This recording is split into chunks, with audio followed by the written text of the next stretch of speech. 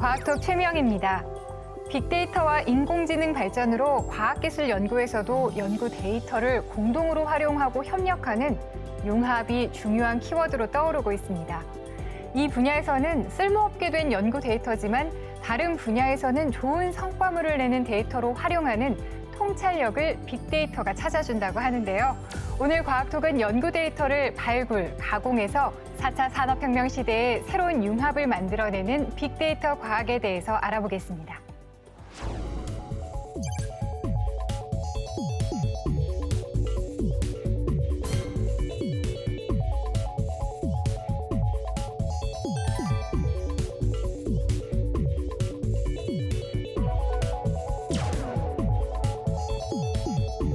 기술의 진화 속도보다 더 빠른 것이 사실 데이터입니다.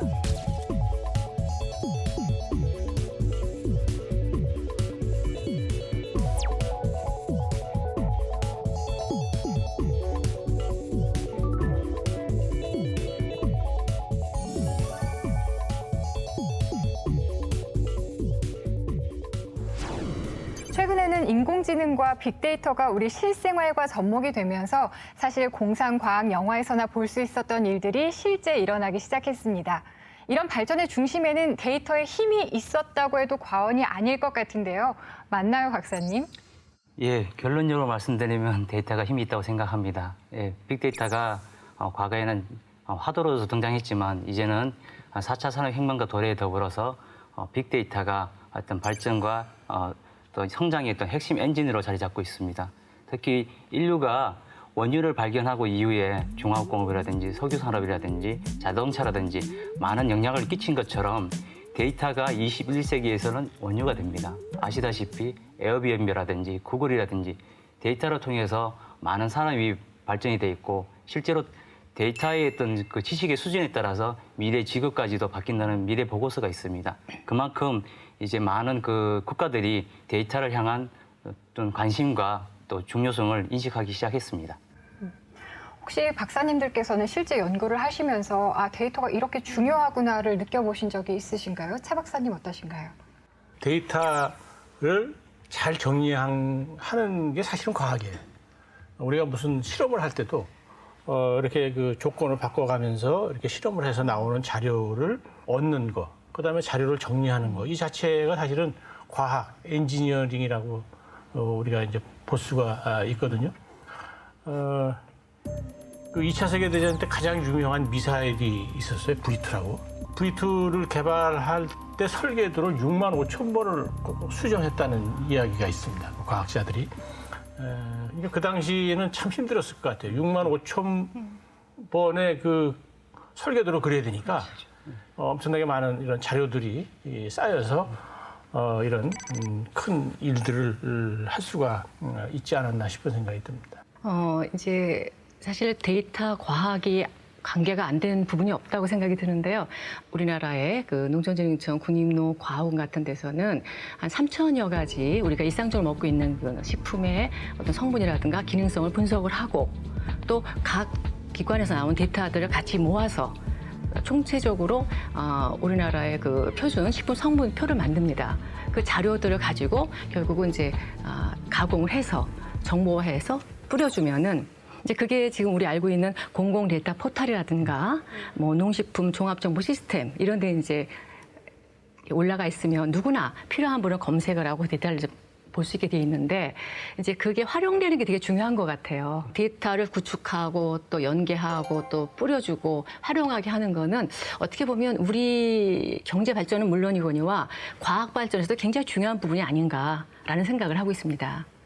네, 최은정 박사님께서는 어떠세요? 네, 그 빅데이터라는 말이 그러니까 데이터가 양이 많다라는 물론 그런 뜻도 있지만 결국에는 그 많은 데이터들이 가치를 만들어내는 데이터이기 때문에 빅데이터라는 말을 한다고 하거든요.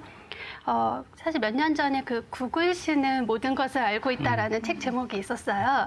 그러니까 사실 구글에 그 엄청나게 많은 그 실시간 데이터들이 모이면서 뭐 크게는 그 대통령 대선 예측을 한다든지 또 뭐 명품 브랜드는 어떤 것들이 앞으로 더 살아남을 것 같다든지 이런 것들을 이제 분석을 하게 되는데 결국에 이것들이 이제 실생활과 연관이 돼서 우리의 미래를 예측을 하는데 쓰인다고 알고 있거든요.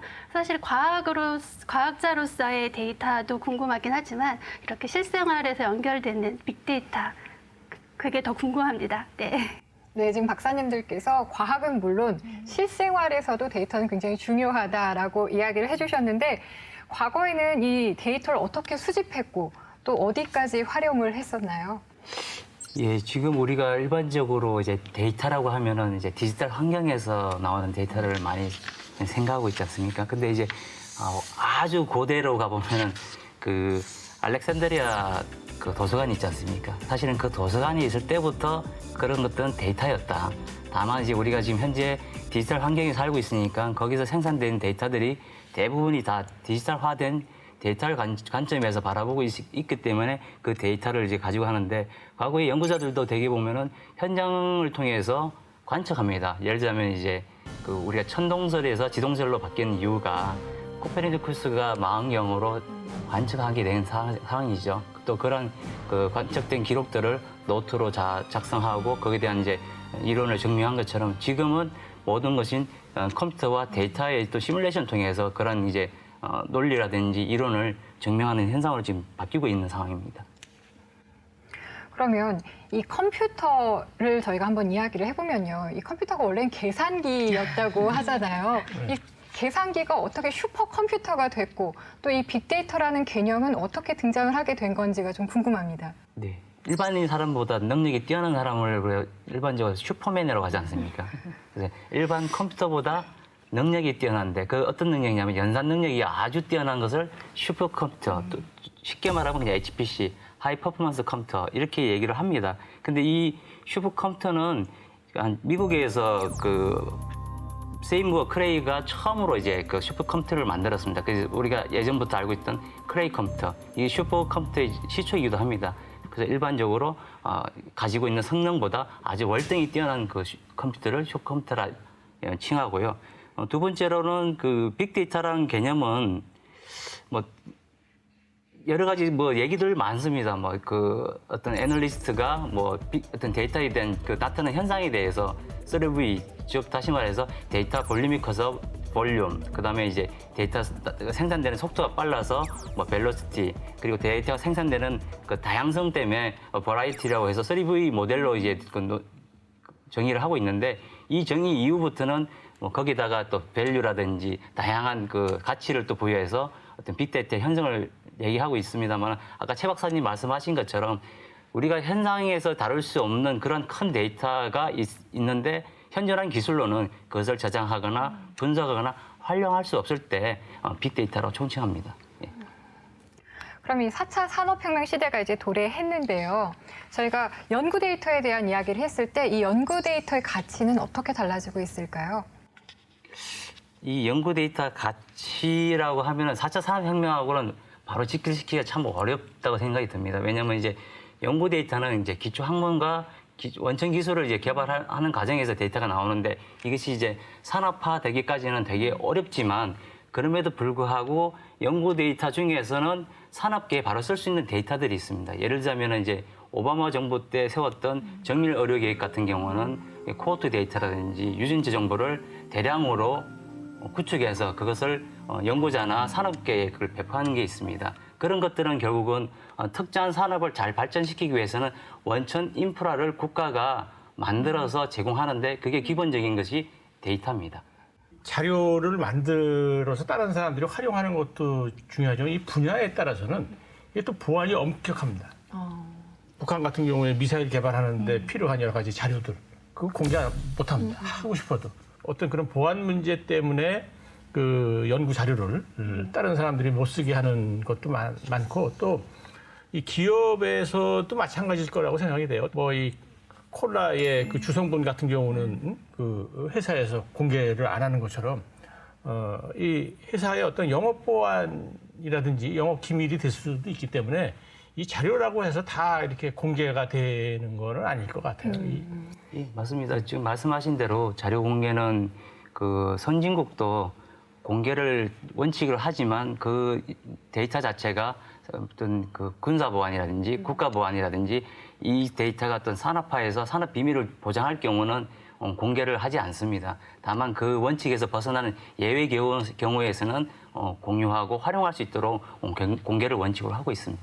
일반적으로 공공기관이라든가 이런 데 생산한 그런 자료들은 약간 기반 구축에 속하기 때문에 이제 누구나 사용할 수 있게 하는 게 맞는 것 같고요. 대부분 그렇게 되는 것 같고, 말씀하신 대로 어떤 산업체라든가 이게 좀 특수한 목적이 있다 이런 경우는 조금 보안을 좀 더 강화하게 하는 것 같고, 근데 언제부턴가 조금 정보를 많이 이렇게 오픈하고 이렇게 뭐라 그러죠? 공개해서 조금 더 새로운 시장을 만들고 같이 공유하자 이런 기류가 있는 거는 사실인 것 같습니다. 경우에 따라서 뭘 다르긴 하지만. 그러면 이 연구 데이터를 공유하고 활용하는 데 있어서 세계적인 추세는 어떤가요? 그 연구 데이터 공유하고 활성화하는데 그 세계적인 그 정책은 미국 같은 경우는 그 연방 정부에서 1억 불 이상을 그 과제를 기금을 지출하는 데서는 무조건 연구 데이터를 관리하는 계획을 연구자가 연구 프로포즈를 낼 때부터 그것을 심의를 받고 최종 연구 결과가 끝났을 때는 평가를 받아야 되는 것이 의무화되어 있습니다. 물론 이제 그게 의무화되어 있다고 해서 데이터를 자발적으로 잘 내거나 잘 활용되지는 않지만 중요한 것은 국가에서 데이터를 이렇게 공유하고 활용하자고 하는 어떤 제도적인 규범 자체를 만들어 놨다는 것이 중요합니다. 그래서 거기에 대한 이제 자발적인 동참 부분들을 국가 차원에서 계속 유도를 하고 있고요. 영국도 마찬가지입니다. 영국은 7개 연구회, 우리로 말하면 이제 NST 같은 그런 연구회가 7개가 있는데 거기서도 마찬가지 그 데이터 관리 계획이라고 하는 것들이 연구 계획서 자체에 아예 처음부터 심의를 받고 평가를 받게 돼 있습니다. 만약에 거기서 제출하지 않으면 심의 자체도 안 되고 기금도 받지 못하는 상황입니다. 그래서 우리나라도 올해 과기정통부 중심으로 해서 연구 데이터 공유 활성화 방안을 마련하고 거기에 대한 추진을 올해부터 조금씩 할 계획이 있습니다. 이제 우리가 기상청에서 기상정보 같은 걸 많이 만들어내잖아요.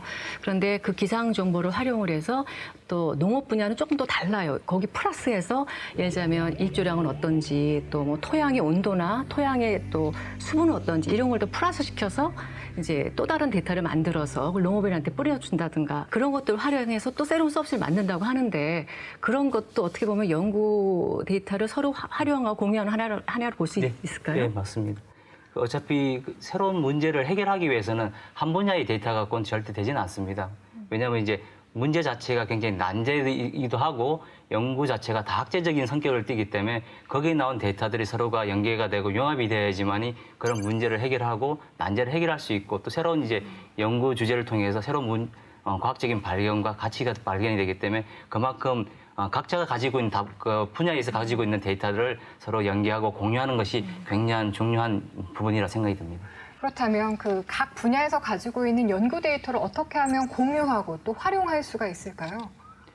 예, 이게 상당히 좀 어려운 부분이죠. 그래서 이제 국가에서도 가장 좋은 것은 연구자 스스로가 연구를 하고 난 다음에 공유할 수 있는 것들을 이게 기관에서 만들어지고 연구자가 이제 공유할 수 있도록 하면 좋은데 일반적인 그 연구자들의 어떤 속성은 그 앞으로의 자기의 어떤 연구 성과라든지 앞으로 또 연구로 또 영향을 미치기 때문에 그 데이터를 공유하는 것은 그렇죠.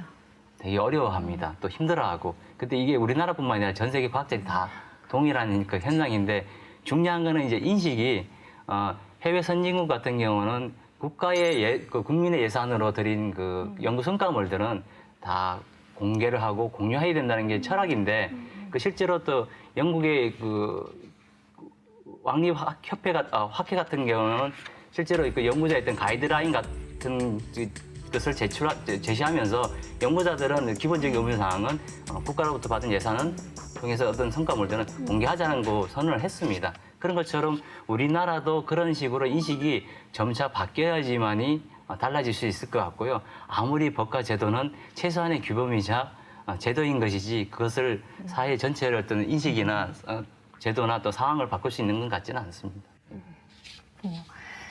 이렇게 저희가 이제 연구 데이터를 어떻게 공유할 수 있을까에 대한 이야기를 좀 나눠봤는데요. 사실 요즘에 빅데이터의 개념만큼이나 자주 등장하는 단어가 플랫폼 그리고 클라우드인 것 같아요. 그래서 네. 4차 산업혁명 시대는 플랫폼의 시대다 이렇게 이야기하기도 하는데요.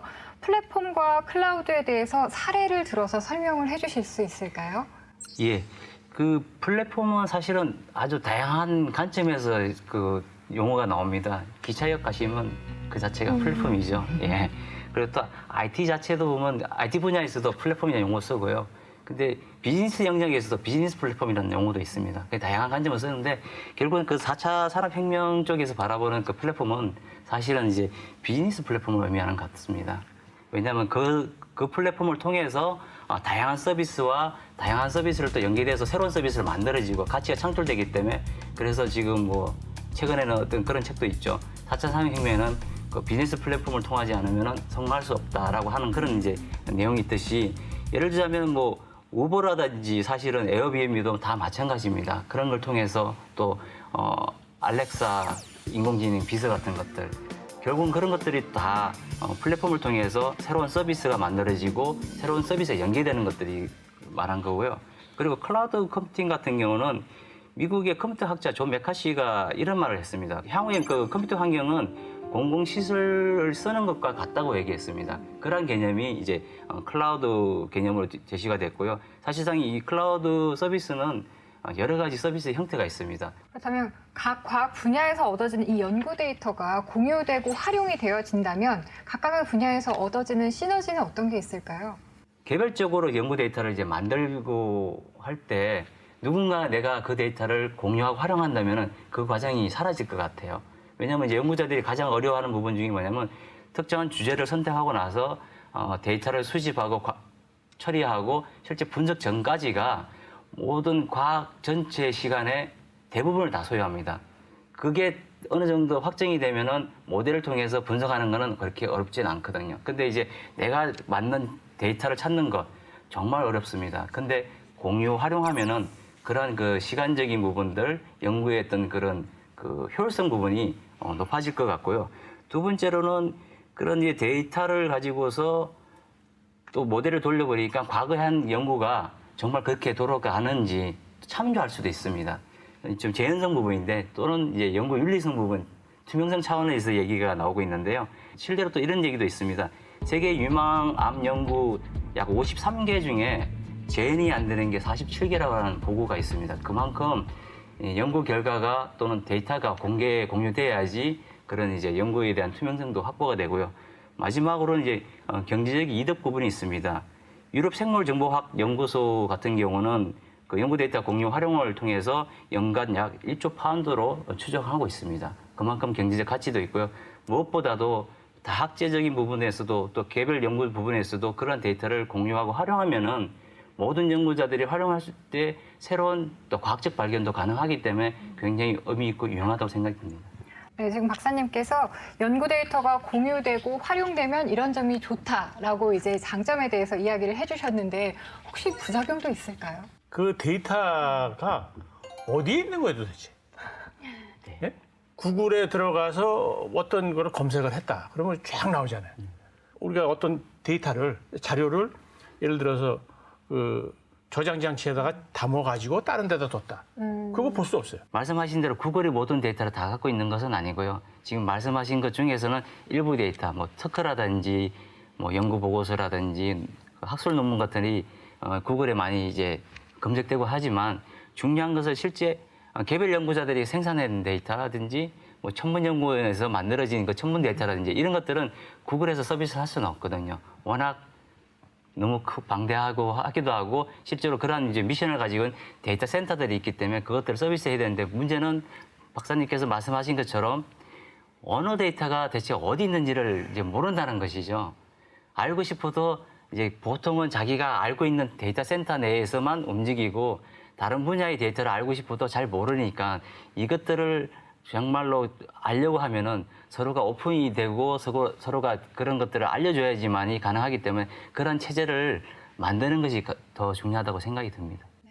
방금 말씀을 해주실 때 개인 연구자가 연구한 데이터는 사실은 공유받기가 좀 어려울 수 있다 이런 얘기를 해주셨거든요. 네. 그런데 국가 차원에서 보관하고 있는 연구 데이터도 있을 것 같아요. 혹시 우리나라가 보유하고 있는 연구 데이터는 어떤 게 있는지 그리고 또 가치가 있는지 그런 게 좀 궁금합니다. 예, 국가 차원에서 관리되고 있는 데이터는 많습니다. 항우연에서도 그 위성 데이터를 아카이브하고 실제로 그 데이터를 뭐 해양연구원에 이제 제공하는 거. 그다음에 이제 해양연 자체에서도 그걸 데이터를 가공해서 또 연구자들한테 또 제공해 주는 거. 천문연 마찬가지. 천문연에서도 데이터 센터들이 많이 있습니다. 그리고 또 코비기라고 하는 그 생물과 관련된 생물 자원과 관련된 국가센터가 있습니다. 특히 코빅 같은 경우는 우리나라 9대 성과물로서 생물자원법에 의해서 납본하게 돼 있습니다. 그럼에도 불구하고 공유와 활용은 쉽지는 않은 것 같습니다. 왜냐하면 법으로 지정돼 있다 하더라도 연구자들이 그 정말로 자발적인 그 제출과 그런 것들이 이루어져야지만이 진정한 공유와 활용이 될 텐데 문제는 앞서 말씀드린 것처럼 개별 센터에서는 잘 하고 있습니다. 개별 연구자들끼리.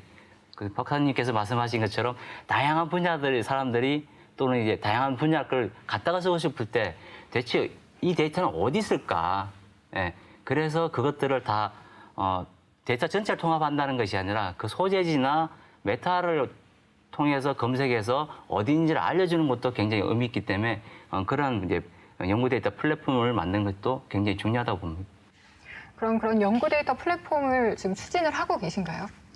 예, 지금 올해 과기정통부에서 연구 데이터 공유 활성화 전략이 이제 만들어졌고요. 그걸 통해서 정말 국가 차원에서 어떻게 하면은 그 연구 데이터를 개별 연구자뿐만 아니라 모든 사람들에게 잘 활용될 수 있을까에 대한 구체적인 방안들이 조금씩 생겨지고 있는데 그것들은 이제 올해 과기정통부와 같이 함께 협력해서 그것들을 진행할 예정입니다. 그래서 앞으로 뭐 과제관리기관, 개별 연구자들, 그다음에 여러 가지 또 출연연, 그다음에 대학교 이렇게 관련해서 어떤 현황조사 파악과 더불어서 그들의 어떤 요구사항, 국가 정책으로 이끌어낼 수 있는 부분들을 같이 연구를 해서 그러한 이제 전략안과 더불어서 하나의 좀 프로토타입에 대한 시스템을 만들 계획으로 있습니다. 네, 제 생각에는 이제 상당히 시간이 많이 걸리리라고 생각을 합니다. 왜냐하면 지금은 학회에 논문을 제출할 때는 그 파일로 한글 파일로 만들어 가지고 제출을 해야 됩니다. 근데 옛날에는 그냥 원고로 냈어요. 원고로 내서 이제 그거를 책으로 만들었거든요. 그러면 책으로 만들어진 자료는 논문이라고 하더라도 그거를 또 다시 뭐 스캔을 한다든지 해서 다시 이제 이거를 그 전자 문서화를 해야 되니까 이제 앞으로 생기는 여러 가지 논문이라든지 그런 거는 다 이제 이거는 자동적으로 이미 그 전자 파일화 돼 있지만 옛날 거는 또 다시 그거를 만들어야 되거든요. 전자 파일화로 만드는 그런 것들이 이제 필요하니까 상당히 그 시간이 많이 걸리리라고 그렇게 생각이 됩니다. 예, 지금 박사님께서 말씀하신 것 중에 그 학술 정보 같은 경우는 오랫동안 이제 그 진행한 어떤 그 연구자들의 어떤 하나의 커뮤니티입니다. 나의 성과를 또 나의 연구를 이제 사람들한테 알려주고 거기에 대한 피드백을 받는 것이죠. 근데 이제 데이터라고 하는 것은 아주 또 다른 상황입니다. 왜냐하면 이제 학술 정보는 사실상 거의 한 200~300년 걸쳐서 이 문화가 형성이 되어 왔어요. 근데 이제 데이터는 이제 중요성과 이 데이터에 대한 그 고민을 이제부터 하기 때문에 앞으로 얼마나 더 걸려서 표준화되고 서로가 어떻게 공유해서 서로에 대한 그 연구 성과를 피드백 받기도 하고 평가도 하고 베네핏이 갈까에 대한 고민은 지금부터 해야 될 일이지 더 고민을 더 많이 해야 될 영역이 정말 데이터가 아닌가라는 생각이 듭니다. 저는 이제 연구를 하면서 이제 결국에는 많은 데이터들을 우선은 찾고 또 이제 생성을 해내고 그다음에 이제 다른 연구자들의 데이터들을 찾고 그것들을 이제 분류를 해서 뭐 저장을 하고 새로 이제 분석을 하는 데이터들을 만들어내는 일을 하는데 제가 과거에 보면 그 인공위성과 관련해서 이제 첩보 위성들이 있었잖아요, 과거에. 그런데 한 90년대 말 이때쯤에는 그런 첩보 위성에 대한 정보들이 일부 공개가 됐었어요. 왜냐하면 그때는 인터넷이 많이 발달되지 않아서 그것들이 공개가 되는지를 올려놓은 사람이 잘 몰랐던 거죠. 그런데 지금은 오히려 이제 그런 정보들이 다 차단이 되어 있어서 오히려 오픈 데이터 이렇게 정보들을 같이 공유하자라고는 하지만 실제로는 더 많은 이제 정보들이 차단이 되고 있다라는 거 사실 저는 느끼거든요. 그래서 이런 정보들이 오히려 차단되고 또 이제 또 정보가 너무 많아도 이것들 중에서 어떤 정보가 이제 진짜 정보인지 네. 최근에 뭐 가짜 뉴스 뭐 이런 얘기도 많이 나오는데 어떤 정보가 진짜인지를 판별해내는 것들이 이제 연구자들이 해야 되는 몫이 아닐까 싶고요. 이제 그런 면에서 이런 데이터들이 많아질수록 어떻게 선별하고 어떻게 제공하는 그 레벨을 정할 것인가 이런 것들에 대한 혹시 고민이 좀 진행이 되고 있나요?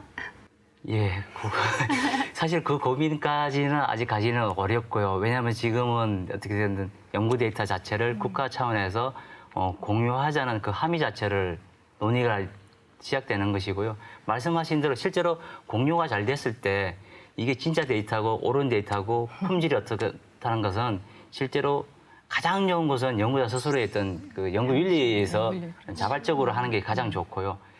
정말 그것이 안 된다라고 하면 공개됨으로써 피어 리뷰 동료 연구자들 통해서 피어 리뷰를 하게 되면은 정말 그것이 옳은 데이터인지 나쁜 데이터인지를 알 수가 있을 것 같습니다. 그런 것들이 문화로서 정착이 되면은 점점 좋아지지 않겠습니까? 예를 들자면은 뭐 우리 도로교통법을 아무리 만들어놨다 하더라도 법이 있다고 해서 사고가 안 나는 거 아니지 않습니까? 법 규칙을 잘 안 지키고 벌금도 맞지 않습니까? 그것은 최소한의 규범이자 가이드라인인 것이지 저희들도 마찬가지고요. 이러한 이제 정책이 만들어져야지만이 연구자들도 거기에 대한 이제 고민을 시작하게 될 것이고 그걸 통해서 어떻게 더 좋게 활용할 것인가는 정부의 부처도 중요하지만 실제로는 가장 중요한 것은 그 데이터를 활용하는 첫 번째 관문인 연구자 스스로가 그 커뮤니티 내에서 어떻게 고민하는 것이 더 중요하다 생각이 듭니다. 네. 이렇게 연구 데이터에 대한 이야기를 저희가 나눠봤는데요. 이제 빅데이터 구축과 비전에 대한 이야기를 좀 드려보려고 해요. 그래서 사실 빅데이터 기술은 계속해서 진화하고 있는데 어느 정도의 속도로 진화를 하고 있는지 그리고 그 속에서 우리는 어떻게 대응을 해야 하는지 말씀을 부탁드릴게요. 굉장히 네. 어려워하시는 것 같은데요. 예, 빅데이터 기술의 속도만큼 숨이 막힙니다. 사실은 이제 그 기술의 진화 속도보다 더 빠른 것이 사실 데이터입니다. 예.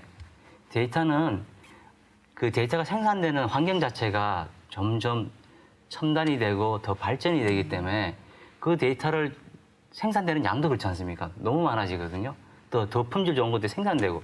근데 그것들을 갖다 쓸만하면 새로운 데이터 나오는 거예요. 그렇죠. 그 기술의 한계보다는 사실은 이 데이터의 그 속도를 어떻게 잡아낼 것인가. 그것은 결국은 많은 것 중에 내가 정말 필요한 데이터를 어떻게 선별할 것인가가 더 중요한 것 같고요. 저는 이제 이 빅데이터 관련된 그 연구와 또 사업을 하다 보니까 이제는 많이 모이면 쓰레기가 되지 않을까?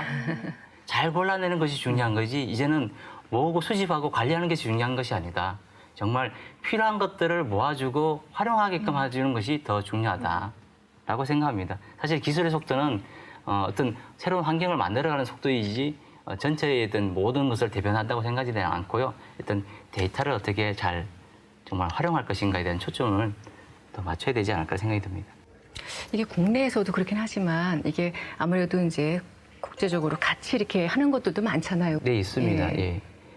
그 지금 예를 들자면은 특정한 나라를 예를 들 수는 없고요. 유럽 같은 경우는 그 유럽 전체 연구자와 유럽 국가 전체를 연구 성과물을 공유하기 위한 그 연구 프로젝트가 있습니다.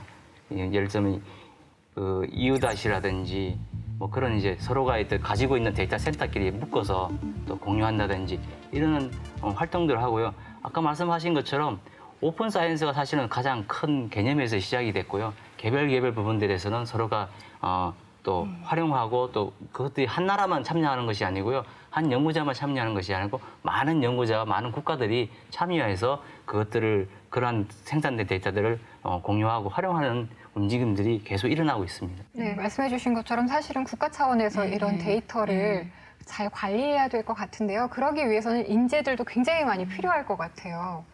네, 어떻게 저희가 육성할 수 있을까요? 네.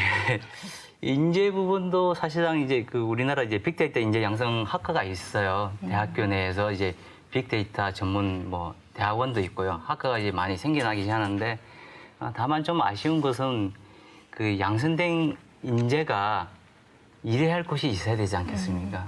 아무리 그 좋은 인력이 있다 하더라도 실제로 그 인재가 연구하거나 그 분석해서 산업이든 어디든지 활용될 수 있어야 되는데 이런 산업 생태계와 인재상이 서로 잘 안 맞을 경우 인력은 계속 생겨나는데 산업은 저조한 상황이면 그만큼 취업률이 떨어질 거 아닙니까? 저는 이제 그 빅데이터를 바라보면서 그 인재가 결국은 이제 미국에서는 새로운 뜨는 직종이라고 하지만 우리나라에서도 뜨는 직종이니까는 조금 퀘션을 가지고요. 다만 이제 그런 이제 인재들이 만들어졌을 때는 산업 생태계와 좀 이렇게 같이 견주어서 인력 양성을 같이 했으면 좋지 않을까라는 생각이 듭니다. 네, 그럼 산업 생태계가 잘 구축이 돼야 될 것 같은데요. 데이터 과학이 진화하면서 만들어낼 미래의 모습은 어떤 모습이 될까요? 예. 미래는 사실상 뭐 아무도 알 수가 없어서 말하기도 쉽고 또 말하기도 어렵습니다. 근데 이제 제가 좋아하는 그 한 분이 계시는데 경영의 아버지인 피터 드러커가 얘기한 그 말씀 중에 미래를 예측하는 것은 그 중에서 가장 좋은 방법은 그냥 미래를 창조하는 것이라고 합니다. 예. 그러니까 우리가 상상하는 것이 현실화되는 것, 이 중요한 것이지 그것은 그냥 상상하고만 가만히 있는 것이 아니라 그 현실이 이루어질 때까지 열심히 노력하고 만들어내는 그 과정에서 새로운 이제 부산물도 생기지 않습니까? 실패할 수도 있고 성공할 수도 있지만 근데 그것이 결국은 하나의 미래 발전을 할 수 있는 하나의 자산이 될 거라는 생각입니다. 그리고 중요한 것은 그런 이제 빅데이터 통해서 앞으로의 미래상은 제가 볼 때는 점차적인 자동화로 가지 않을까. 왜냐하면은 아시다시피 자율주행. 그리고 이제 아마존에 벌써 이제 무인 택배 시작됐고요. 그 창고지기들이 다 사람들이 사라지는 무인 그 창고 관리를 하고 있지 않습니까? 그래서 이제 얼마큼 이제 그 데이터를 통해서 지능화되고 자동화될 경우는 우리의 어떤 삶이 편한 만큼 그만큼 이 프로세스가 단축이 되겠죠. 10가지 하던 것을 3가지 할 수도 있고 3가지 하던 것을 1가지로 끝날 수도 있고 예, 그렇게 세상이 좀 바뀌지 않을까라는 생각이 듭니다. 네, 이렇게 저희가 빅데이터에 대한 이야기를 쭉 나눠봤는데요. 오늘 어떠셨습니까? 빅데이터가 정말 이제 많은 데이터인데 이 많은 데이터를 어떻게 그 거기서 유용한 데이터를 이렇게 추출해내느냐 그리고 이제 그런 것들을 어떻게 산업적으로 활용하느냐 하는 것이 이제 앞으로 참 그 숙제가 될 것 같고 저는 그래서 이런 그 빅데이터를 활용하려고 하는 초창기에는 나중에 활용하기 좋게 이렇게 만드는 어떤 플랫폼 같은 거를 만드는 게 참 중요한 것 같아요. 지금까지는 모르더라도 앞으로 만들어지는 이런 데이터라도 제대로 좀 쉽게 활용할 수 있도록 이렇게 하는 이런 작업부터 지금 필요하지 않을까 싶은 생각이 좀 듭니다. 네. 빅데이터, 뭐 플랫폼 얘기도 나왔지만 우리는 이미 이제 그런 빅데이터를 사용을 하고 있고 이미 그걸로 인해서 우리의 삶이 예측이 어느 정도 되고 있는 것 같아요. 그러니까 뭐 제가 가장 많이 썼던 것 중에 하나는 이제 내비게이션 기능 중에 뭐 예를 들어 추석이라든지 설 연휴 때 내가 언제 출발하면 뭐 부산까지 대전에서 부산까지 어느 시간이 얼마 정도의 시간이 걸린다 이런 것들도 이미 예측을 해서 정보를 받고 있거든요. 이런 실생활에서 이미 우리는 이제 빅데이터의 활용을 이미 우리는 경험하고 있고 이제는 그것이 없이는 굉장히 불편함을 느끼는 이제 단계까지 온 것 같아요.